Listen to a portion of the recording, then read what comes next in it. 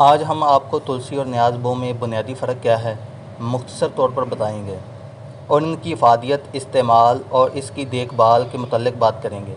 तो आइए सबसे पहले हम ये जानने की कोशिश करते हैं कि इन दोनों पौधों में बुनियादी फ़र्क क्या है। न्याज़-बो और तुलसी का एक ही ख़ानदान से ताल्लुक़ है और ये देखने में भी तकरीबन सेम लगते हैं, लेकिन ये दोनों मुख्तलिफ़ पौधे हैं।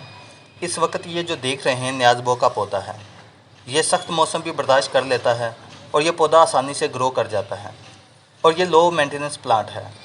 बहुत से लोगों के मुझे कमेंट्स आए कि न्याज़-बो और तुलसी क्या एक ही प्लांट है।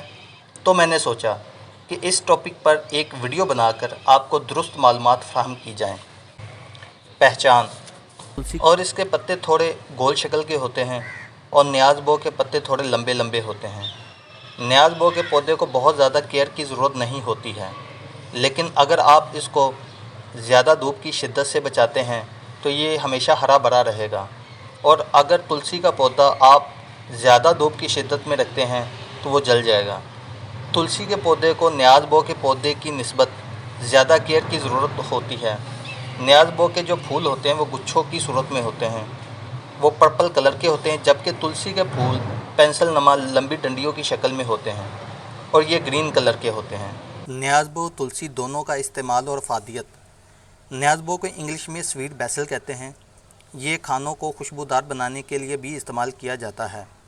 इस तुलसी के पत्तों की निस्बत आप इसको आसानी से कंज्यूम कर सकते हैं, जबकि तुलसी के पत्तों का टेस्ट थोड़ा कड़वा होता है, लेकिन इसके पत्तों को ज़्यादातर दवाओं में इस्तेमाल किया जाता है। अगर बात की जाए तो दोनों की फ़ादियत की, तो दोनों की तकरीबन सेम फ़ादियत है।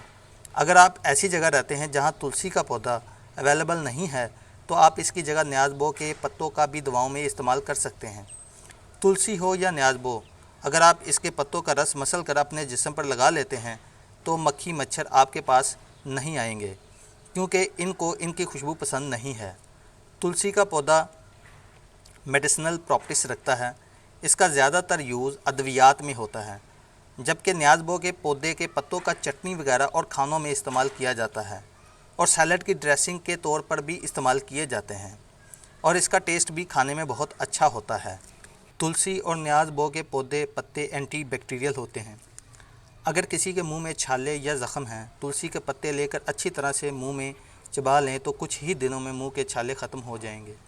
या जिनके मुंह से स्मेल आती है वो न्याज़-बो या तुलसी का कहवा बनाकर रूटीन से दिन में 1 से 2 दफ़ा पिएँ तो इंशाल्लाह इनके मुंह की स्मेल आना आहिस्ता आहिस्ता ख़त्म हो जाएगी। न्याज़-बो तुलसी की केयर: अगर इनकी केयर की बात की जाए तो इनको खाद देने की भी इतनी ज़रूरत नहीं पड़ती। अगर आप इनको ज़मीन में लगाते हैं तो ये काफ़ी लंबे अरसे तक आपके पास रह सकते हैं। न्याज़-बो और तुलसी के लिए आइडियल दर्जा हरारत 18 से 35 सेंटीग्रेड है। अगर दर्जा हरारत इससे कम या ज़्यादा होता है, तुलसी और न्याज़-बो के पौधे तनाव में आ सकते हैं।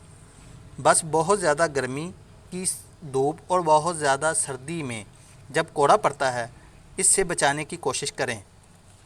इन दोनों के ऊपर ग्रीन शीट डाल दें। अगर आप ये पौधे गमले में लगाएं तो कम से कम 12 इंच का गमला इस्तेमाल करें। इसके लिए अगर इससे छोटा गमला या पॉट इस्तेमाल करते हैं तो कुछ अरसे बाद जो इनकी जड़ें हैं वो रूट बाल की शक्ल इख्तियार कर लेंगी और गुच्छों की सूरत में आपस में फंस जाएंगी और आपके पौधे की ग्रोथ रुक जाएगी। पौधे गमले में लगाते वक्त अपने गमले के ड्रेनिंग होल चेक कर लें, ठीक हैं। पानी गमले में ज़्यादा देर ठहरना नहीं चाहिए और पानी तब दें जब मिट्टी थोड़ी खुश्क दिखाई दे। तुलसी और न्याज़-बो के पौधे की काट छांट करते रहें ताकि इनकी शेप मेंटेन रहे और आपका पौधा देखने में खूबसूरत लगे और हेल्दी रहे। अब तक आपको अंडरस्टैंडिंग हो चुकी होगी कि तुलसी और न्याज़-बो में बुनियादी फ़र्क क्या है। अगर इसमें मुशाबत है तो क्या है।